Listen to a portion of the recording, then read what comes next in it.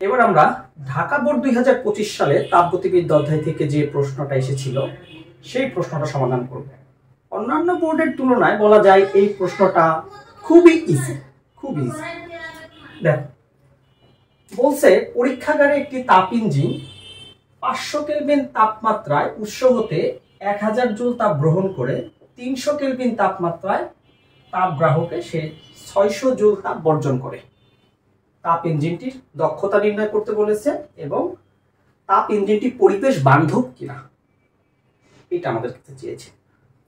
তাহলে দেখো, গ নম্বরের ক্ষেত্রে খুব সহজ ভাষায় তোমার কাছে গৃহীত তাপ Q1 ইকুয়াল টু দেওয়া আছে কত, 1000 জুল।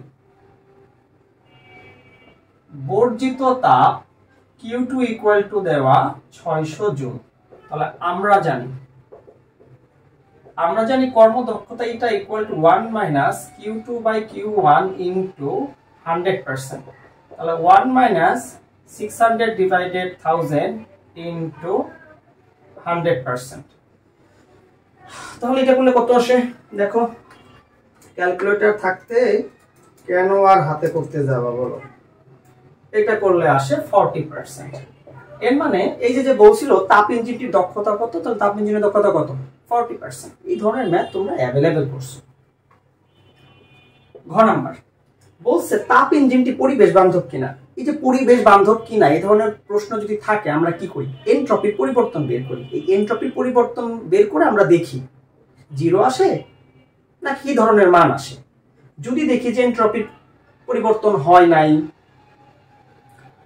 তাহলে কি বলা যায়, ইঞ্জিনটা পরিবেশ বান্ধব বলা যায়, তাই না? কথা কি বুঝতে পারছো? বা আমরা যখন বিভিন্ন ম্যাথ করি তখন যার এনট্রপি পরিবর্তন যত কম আসবে সেই প্রক্রিয়াটা তত বেশি শৃঙ্খল বলি না, আর যার এনট্রপির পরিবর্তন যত বেশি সেই প্রক্রিয়াটাকে বেশি বিশৃঙ্খল বলি। তাহলে দেখো, গৃহীত তাপ 1000 জুল, বর্জিত তাপ 600 জুল, উৎসের তাপমাত্রা 500 কেলভিন, গ্রাহকের তাপমাত্রা 300 কেলভিন। তাহলে এখানে আমরা এনট্রপির পরিবর্তন, তাহলে এনট্রপির পরিবর্তন ds equal to Q1 by T1 minus কি Q2 বাই T2, জানি না, Q1 বাই T1 মাইনাস কি Q2 বাই T2। তাহলে এখানে Q1 মানে কত, 1000, 500, 600, T2 মানে কত, 300। তাহলে ds ইকুয়াল টু 2 মাইনাস 2। তাহলে সুতরাং ds equal to 0 joule per kelvin. এর মানে দেখা গেল এই যে উদ্দীপকটা, এই উদ্দীপকে এনট্রপির পরিবর্তনটা কত, 0। এর মানে বলা যায় সুতরাং তাপ ইঞ্জিনটি